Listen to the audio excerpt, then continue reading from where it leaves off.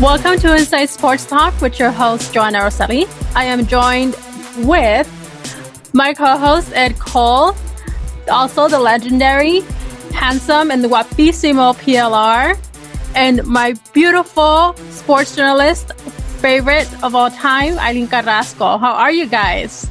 Hola, papacitos, Paul and Edward and Joe. How are you guys? Thank you so much for having me. It is great to be here and talking about sports.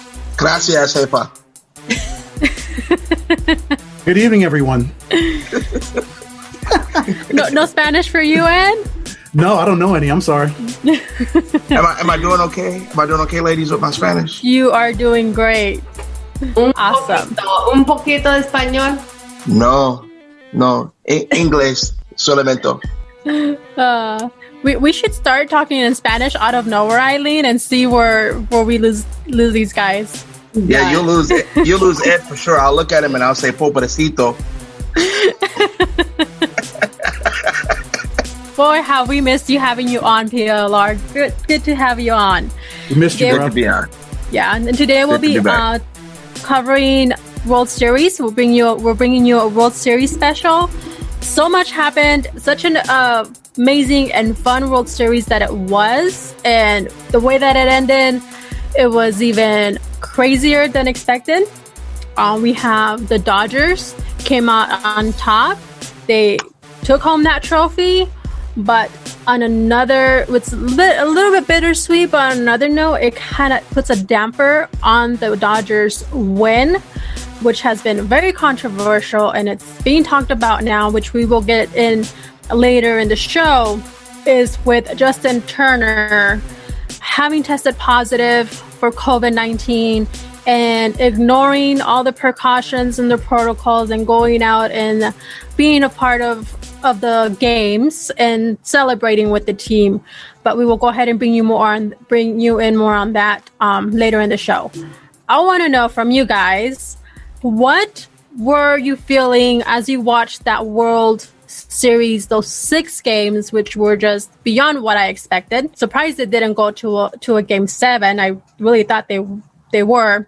Probably if game 6 would have turned out a little bit different at the end for Tampa Bay, maybe we could have seen that game 7. But Aileen, I want to start with you. What were your feelings and emotions as you were watching this World Series? Well, I had said, I don't know if I said it on here, but I did have said it'll go to game 7 and the Rays were going to win, right? And that was because I'm always going to go against the Dodgers, but I did say Dodgers have to win it. I mean, they have to because they've been trying so hard, and if they don't, it'll be another mistake. But if you are a Dodger fan and you see Kevin Cash out there, you better buy him a steak dinner. You better buy him, whatever he is eating, his food. Like, he should not pay for another meal in LA, because the reason the Dodgers and the Rays didn't even advance to game 7, it was because of him. Like, there was no way he should have taken Snell out. He was dominating the game. You don't do that. You have to go he pulled a Dave Roberts move. Actually, I thought we were in the wrong dugout. Like, I thought that was Dave Roberts. I'm surprised Roberts didn't even take out Julio Urias, who was dominating the game, and put in Jensen or Kershaw, as he always does. That was going to be it, because if he would have pulled that move, it would have gone to a game 7, which I thought that's what was going to happen. I mean, yes, the Dodgers did have a great team, but you know what? Let's face it, they always do. They just don't make the right decisions, the coaching decisions. Basically, Roberts did what Cash did this last World Series, which is take out the great pitcher that's dominating the game and put in somebody that just completely blows the game. And that's what happened. I know Dave Roberts was not going to make the wrong decision again and put Kenley Jansen in game 6 after what he did in game 4. After what happened in that 8-7 debacle, there was no way Kenley Jansen was going to come close to pitching, especially when Urias was pitching as well as he pitched when he came in relief later on in game 6. There was no way that Urias was going to come out of that game. Yeah, but he has surprised us before. So, hey, they were both out there in the bullpen warming up. It could have happened. It could have, because if anybody can blow the game with 1 out left, it's the Dodgers. It's the We've seen it, and I was like, I'm was waiting for just Jansen to, for Roberts to pull out ODS and bring in Jansen and have that Jansen struggle, like I started, calling it, for the Dodgers to just tank it. But yes, that was, if anything could happen, we probably saw almost anything that can happen in this World Series, definitely. PLR, give me a little bit on your emotions and feelings. Let me ask you this question first. Hey, do I come back all nice and meek, or do I come back and be me again when you ask me these questions? Always be you. All right, bro. So here we go. Y'all ready? Put your seatbelt on. First off, when you manage a baseball team or you coach a team, you have to be the ultimate decision maker.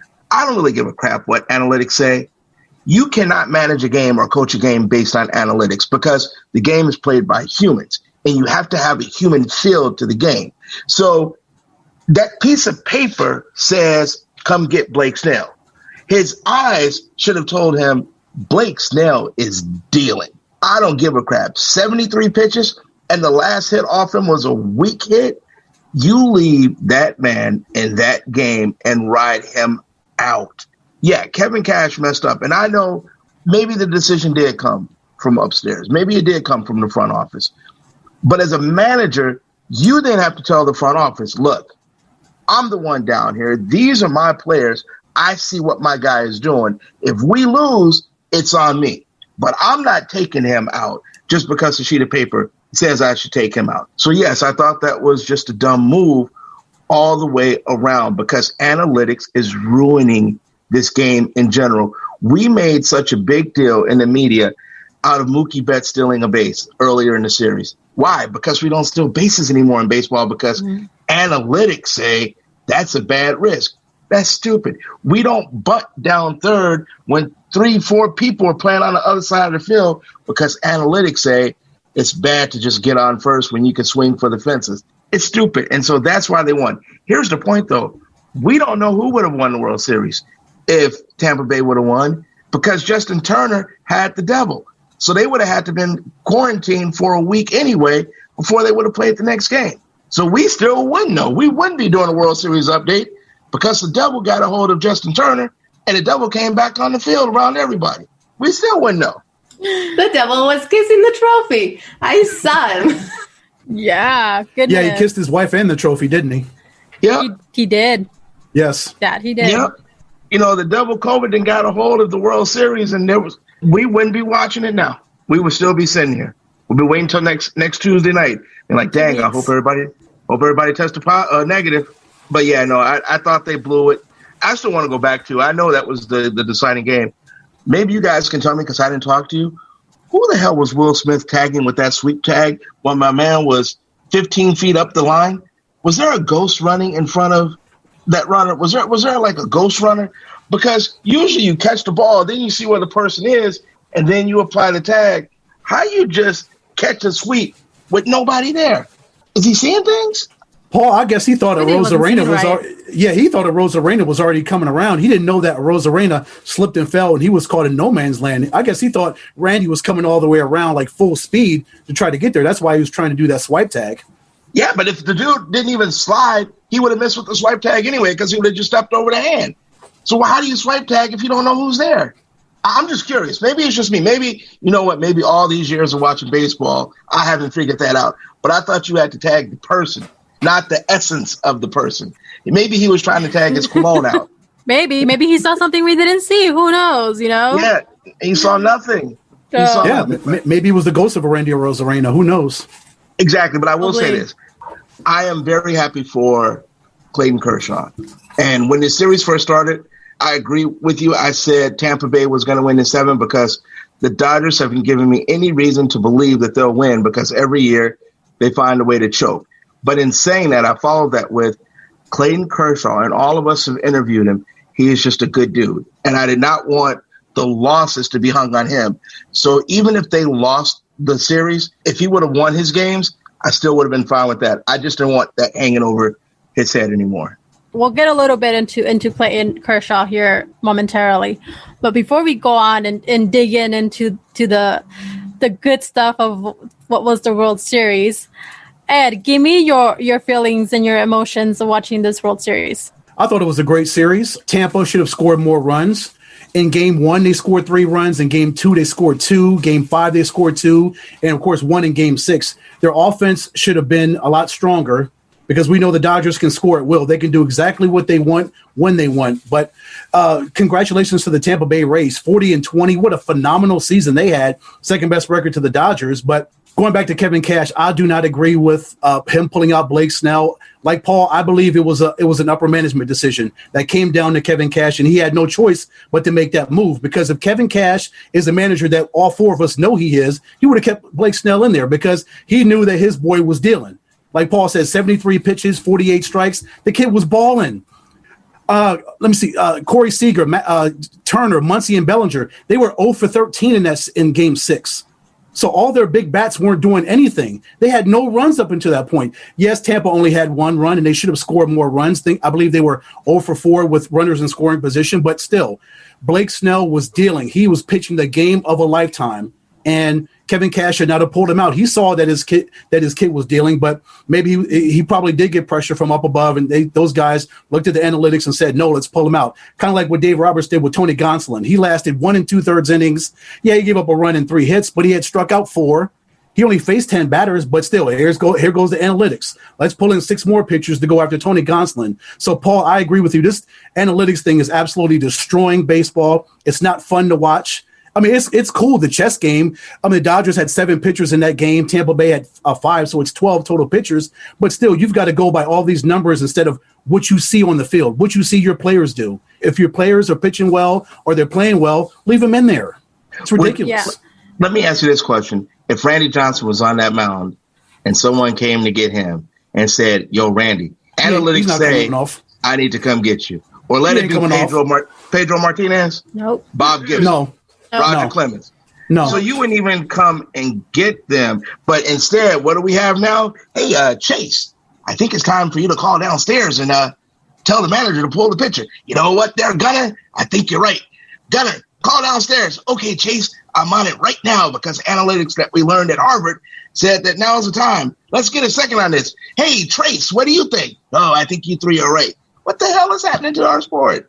That's terrible. Yeah, and I'm going to jump in there because then this is what I want to get into next. Thank you for bringing that up, because one of the things that got me with Blake Snell and him being pulled from the game, and post game, Blake Snell said that he did not want to be treated like a chess piece, and he was treated like a chess piece, and that's what we're seeing out of these pitchers, and with all of this analytics, that's how they're being treated. They're not being treated like players. And I agree with you guys that analytics is ruining baseball if that's all you're basing the game off of.